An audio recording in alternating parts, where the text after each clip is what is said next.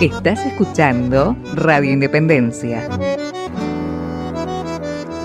Desde Lanús, provincia de Buenos Aires. Volvemos con más Retrovisor.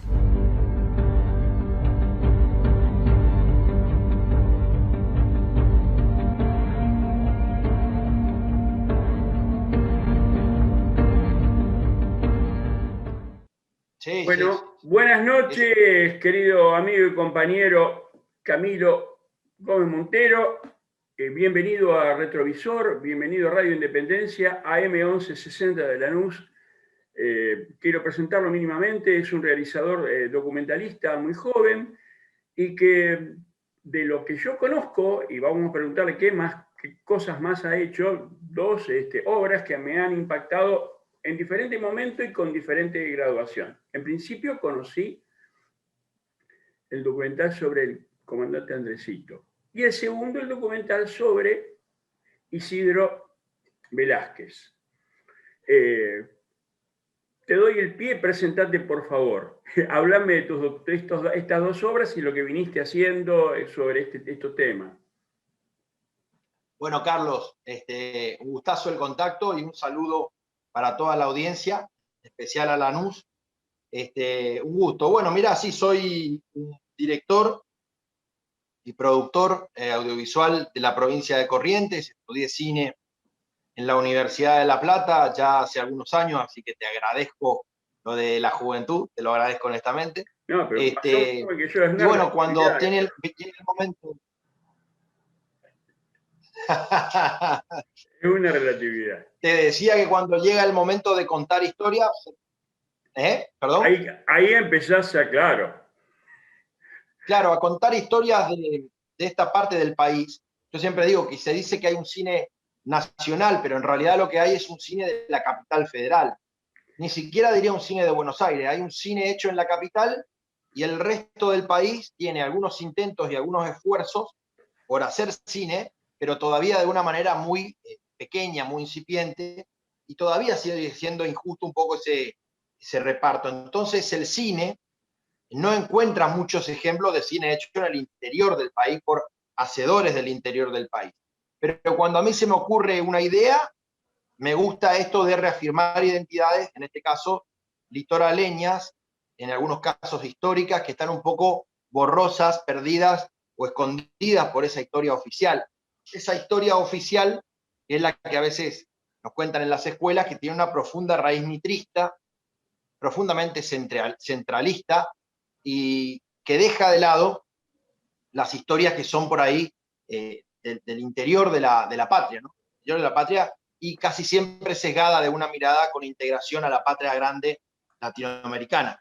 Así que bueno, en el caso de estas dos películas de las que hablaste recién, Carlos, una sobre el comandante Andresito Guacurarí, un originario guaraní que está escondido en la historia y que fue hijo adoptivo de José Gervasio Artigas, y por otro lado la de Isidro Velázquez, que ha sido, como siempre digo, el último gaucho rebelde de la historia argentina, asesinado por las fuerzas policiales de la época de Onganía, ya en 1966, ¿no? Mucho más acá en el tiempo. Fuerzas policiales dignas herederas de los mercenarios de la forestal, ¿no?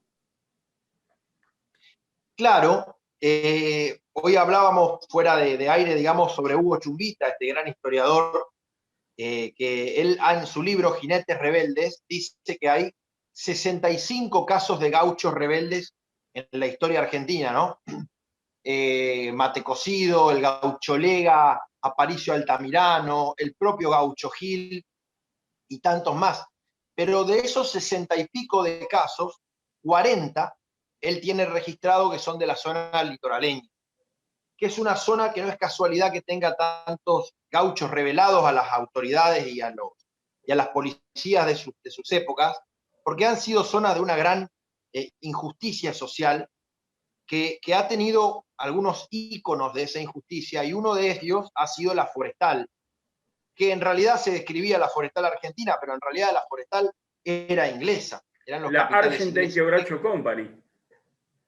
Exactamente, que venían aquí a llevarse, a explotar el quebracho, y la mano de obra, por decirlo de alguna manera, porque era una mano de obra casi esclava, podríamos decir, eran los campesinos del Chaco, de Santiago del Estero, de Corrientes, que eran la mano de obra barata, prácticamente esclava de esos obrajes, que trabajaban y dejaban su sangre para los capitales ingleses, por supuesto con la anuencia de un gobierno nacional cipayo como era el de aquellos años, y eso fue formando el carácter de nuestro pueblo, de nuestra gente, en una profunda dureza, ¿no? De ahí surgieron muchas rebeldías de esta región, de esas y de otras más también, que fueron generando este fenómeno del gaucho rebelde a las injusticias de su tiempo. Y el último de esos representantes fue Isidro Velázquez. Hay un chamamé por ahí que dice: Isidro Velázquez ha muerto enancado a un zapucay, pidiéndole rescate al viento que lo vino a delatar, ¿no? Bueno, Isidro Velázquez luchó y murió peleando contra las fuerzas policiales tras 8 años de resistencia en el monte y de realizar golpes justamente dentro de lo que eran las clases más acomodadas de su época, y finalmente muere peleando en 1967, y a partir de ahí se convierte, como tantos otros, en un verdadero gaucho popular, pero también de proporciones místicas, en un santo popular. Como pasó con el gaucho Gil y con tantos otros, Isidro hoy tiene un montón de creyentes fervientes en que él hace milagros y que se acercan cada 1 de diciembre a Pampa Bandera, al lugar donde fue asesinado Isidro, ¿no? Así que el pueblo se identifica en estos personajes, en estos Robin Hood nuestros, y vuelca a su vez en estos personajes ya post-mortem muchos de sus anhelos de un país más justo, de un lugar con lugar para todos y un poco más equitativo, ¿no? Sí, a mí, te digo, de este documental, me impresionó muchísimo al poder rescatar a los personajes que estuvieron, porque es contemporáneo.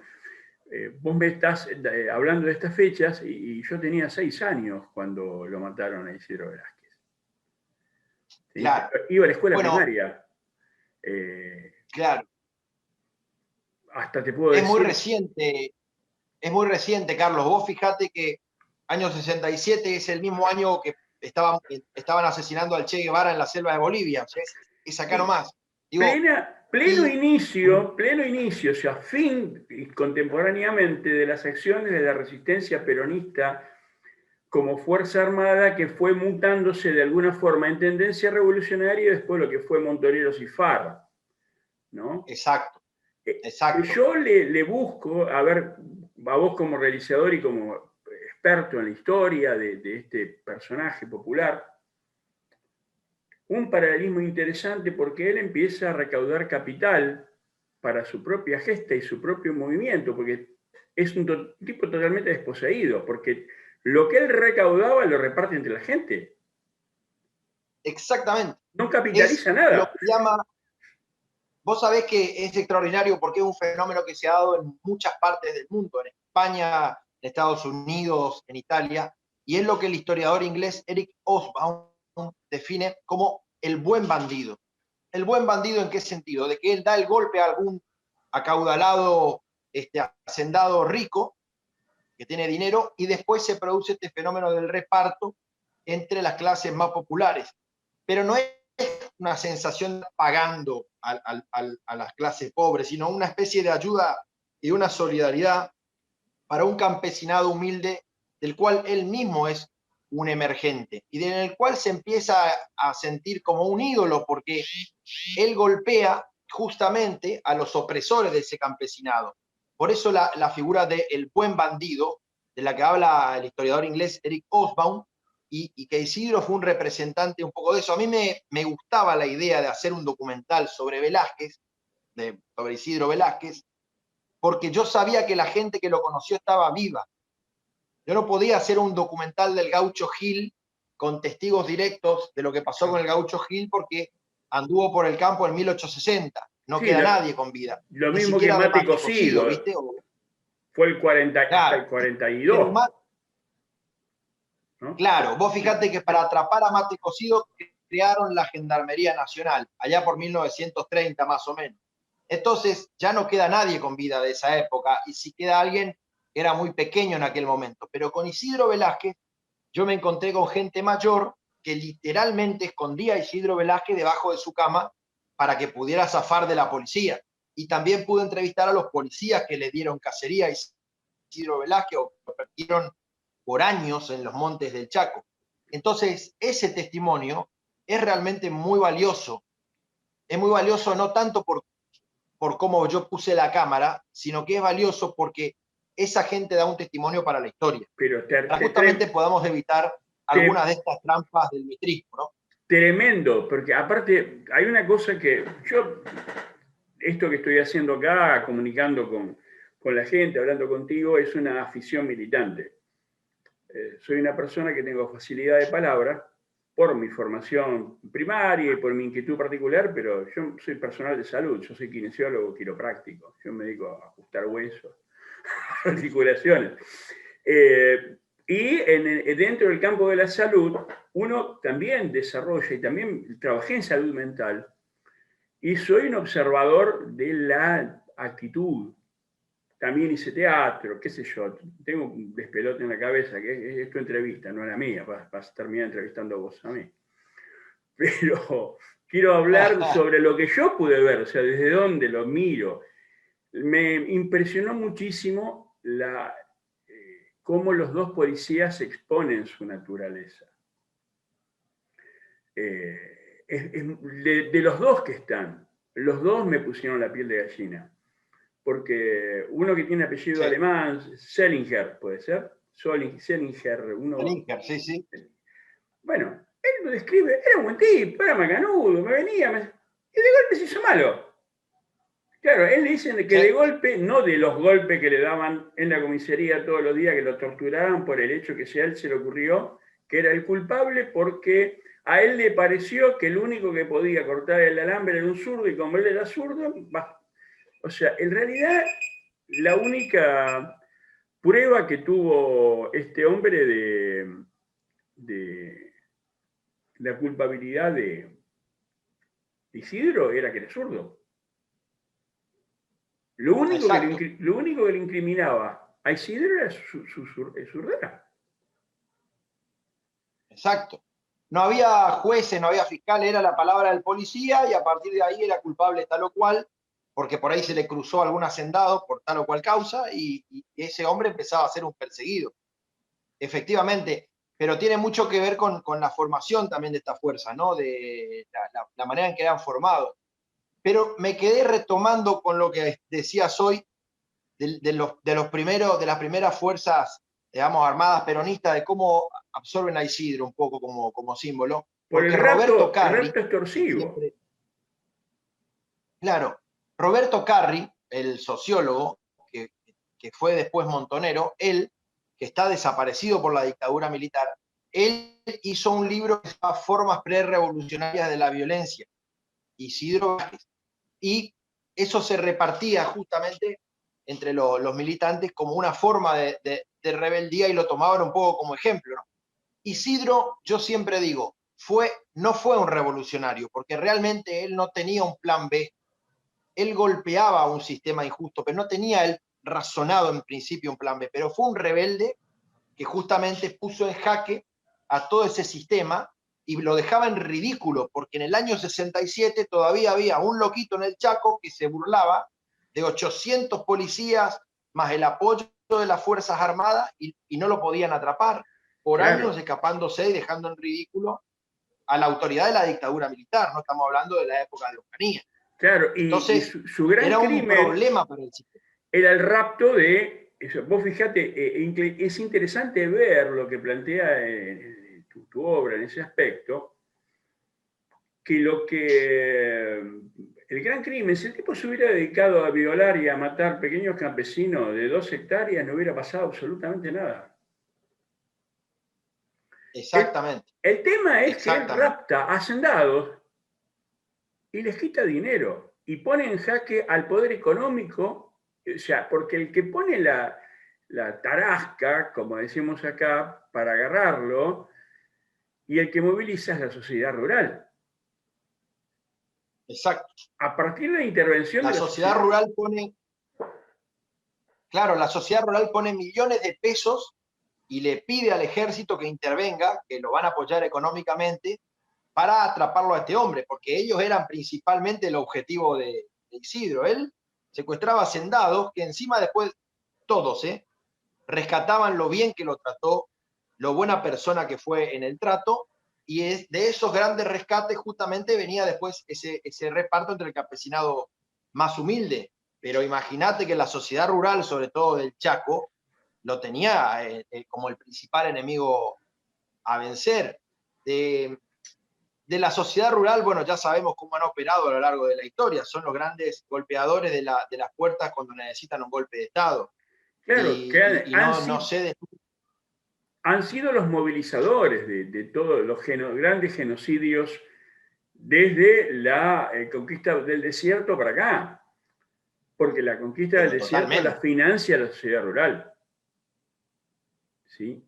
La financia la sociedad rural. Y acá en el Chaco, donde operaba Isidro Velázquez, son tremendas las masacres que han hecho con las comunidades originarias, con los COM, por ejemplo, para quedarse con su tierra justamente para después explotarla, ¿no? O sea, es un fenómeno que se ha dado en toda la Argentina, se han quedado con la tierra cortando orejas de indio, así de concreto y de fácil, y después cuando viene la rebelión, ahí entonces ponen la guita para sofocar esos intentos de rebeliones, ¿no? De los cuales Isidro fue el último, pero fue el último no porque se hayan acabado los problemas, fue el último porque después se produce ya un abandono de los campos y el campesinado va a las grandes ciudades para tratar de encontrar laburo, que claro, es lo que pasó en las grandes ciudades. Claro, pero los problemas y la injusticia siguen exactamente igual. Ya ni siquiera a veces se explota al campesinado, sino que ya directamente es un discriminado, está fuera, se cayó del sistema, es un... Sí, es excluido. Ni cuenta, ¿no? O sea, exactamente. Es completamente excluido. Es completamente excluido. Realmente a mí, te vuelvo a decir, los personajes y el otro Maciel también, el otro personaje Maciel que empieza, se describe a sí mismo como policía y lo primero que hace el gesto, se pone en posición de tiro y dispara hacia un lado. El plano ese de logrado me pareció fantástico. Me parece que se ha cortado ahí recuperamos. Me decía de los personajes. De Maciel, el otro policía. El policía. Que se describe, yo trabajé durante... Y lo primero que hace, se pone en posición de tiro, adquiere una cuestión histriónica, protagónica, y muestra como si estuviera tirando a un enemigo. Y lo que a mí me resulta significativo es que no reparan en decir, eran dos, y nosotros éramos 350, y le vaciamos todo el cargador, y lo hicimos matar, porque nosotros tiramos bien, y éramos como 500. O sea, fueron unos cobardes, una masacre terrible, y cómo llegan a él apretando a pobre gente que intentó ayudarlo y que, bueno, en esa cuestión de la soledad de Isidro, porque yo me imagino la situación de soledad que él vivía. Porque total, está todo bien, pero el tipo estaba solo. Entonces, cuando conoce a alguien con quien puede hablar y que lo reconoce, ahí es cuando, digamos, al salir de la clandestinidad es cuando comete el error, darle el dinero a ese chiquito que se jacta de haberlo conocido, y a la maestra y al cartero, que quedan como los verdugos, pero en realidad son víctimas también. Son víctimas todos de un operativo mafioso, porque lo que hicieron fue extorsionar a esa gente, apretarla, para entregar a alguien directamente para ser ejecutado, porque hay que decir que desde el Estado se procedió de una manera completamente ilegal, extorsionando, apretando personas y poniéndolas en un lugar de entregadores, de verdaderos judas, pero por la fuerza, para ir directamente a un fusilamiento. No se fue a aprender a los delincuentes, digamos, a los maleantes para meterlos presos, no.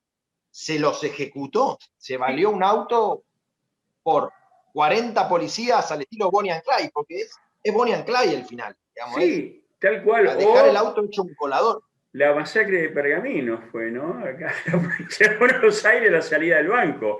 El mismo modus operandi, ¿no? Exactamente.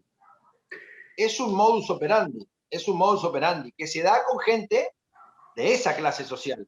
Porque hay Claro. otras clases sociales que no solamente no se procede de esa manera, sino que además que gozan de absoluta libertad después de haber hecho verdaderos saqueos al pueblo argentino, ¿no? Sí, Que es sí, lo que también no funciona en estas sociedades, digamos, en el país por lo menos no funciona. Es decir, hay una justicia que los pobres son los que van presos. Vos vas a una cárcel, y he ido a muchas para grabar, y son todo gente humilde. Nunca hay un banquero preso, nunca hay un fugador de plata preso. Nunca hay alguien de la sociedad rural que sabemos lo que han hecho preso. No, no, siempre son los humildes. son los dueños. Y mira, ha corrido el tiempo como una flecha. Y no quiero dejar esto colgado y ya te estoy comprometiendo para futuras entrevistas, Camilo. Pero ha sido un gusto. Pero quiero que me comentes cuáles son tus próximos proyectos, qué tenés ahí en el horno para sacar en cuanto a tu producción. Bueno, mirá, ando con muchas ganas de hacer una ficción, pero una ficción que va a tener mucho que ver con la realidad del litoral argentino. Quiero contar algunas historias que han ocurrido sobre personajes que he conocido y que me dan pie para contar una historia de ficción que tiene que ver con problemáticas acá del litoral. Quiero hacer un western, un policial Claro. en el río Paraná, con personajes que andan por el río Paraná. Nosotros hicimos un documental, una serie documental, yo fui productor, pero uno de mis mejores amigos fue el director, que es Juan Richeri, sobre pescadores del río Paraná, y ese documental me dejó además muchos relatos de ellos, sobre los cuales quiero armar una ficción que tiene que ver con problemáticas sociales graves de acá, de la zona litoraleña del país, y contada con un formato de género policial. Así que, bueno, estamos armando el proyecto, ya lo presenté en un par de lugares, a ver si, porque después viene la parte más difícil del cine, que es conseguir los fondos, ¿viste? No es fácil, Claro, no, no es no, fácil. Incluso eso es haciendo una... la... Ahí está, saquemos el sonido. Eso ¿Cómo es no? ese es el gran tema, ¿no? El poder conseguir los fondos. Ah, Vos a través del Instituto de Cine, ¿cómo lo estás gestionando? siempre que filmamos algo fue a través del Instituto de Cine, presentando proyectos al Instituto de Cine. Hay que presentar un guión, un presupuesto, una carpeta donde uno pueda un poco adelantar cómo va a ser la película. Y bueno, finalmente, si tenés la suerte de que te lo reconozcan y te premien y demás, con ese dinero se hace la película. Pero la película es realmente un esfuerzo importante, es mucha gente trabajando. Por ejemplo, el documental de Isidro Velázquez éramos 15 personas, porque vos viste que tiene reconstrucciones de época, actores, hay situaciones que hay que hacerlas, viste, y que es mucho laburo. A veces estás laburando 2 o 3 meses. Obviamente hay que pensar en la logística, en pagarle el salario a todos los técnicos, Muchísima a todos los plata. actores. Es plata, es una gran rueda de producción, bueno, que además no es solamente que labura el técnico y el actor, labura el remisero, el que te hace la comida, el alojamiento. Por eso el cine es importante, porque no solamente reafirma una identidad y refuerza la cultura del lugar donde se está haciendo, la historia que estás contando, sino que además genera fuente de trabajo. Eso es muy importante. Bueno, este ha sido un año difícil para nuestro quehacer, porque obviamente la pandemia golpeó a toda la cultura, a toda la Claro, cultura, pero al cine la destrozó. fue muy duro porque, viste, juntar mucha gente para filmar en un set de filmación, por ejemplo, es hoy inviable, es imposible, digamos. El actor y la actriz se den un beso, y es complicado porque está el tema de la pandemia de por medio. Entonces, ha sido difícil.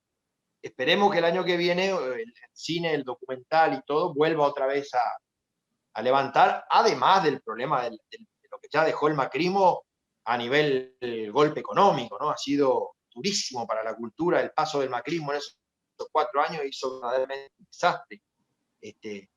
Y bueno, vamos a ver cómo se activa después de todo esto. Bien, Camilo. Quedo en una próxima reunión contigo y no quiero pasarme de los minutos que dispongo para encajarlo dentro de la estructura del programa. Te mando un gran abrazo y felicitaciones y espero que se realicen tus proyectos. Gracias por estar en Retrovisor. Gracias por la invitación y saludo ahí para Lanús y para vos especialmente. Cuando quieran, por acá estamos. Gracias. Un gran abrazo.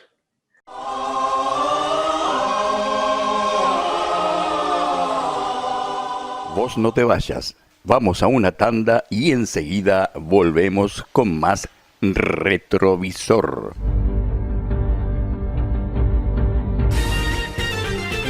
Desde Buenos Aires, República Argentina, transmite Radio Independencia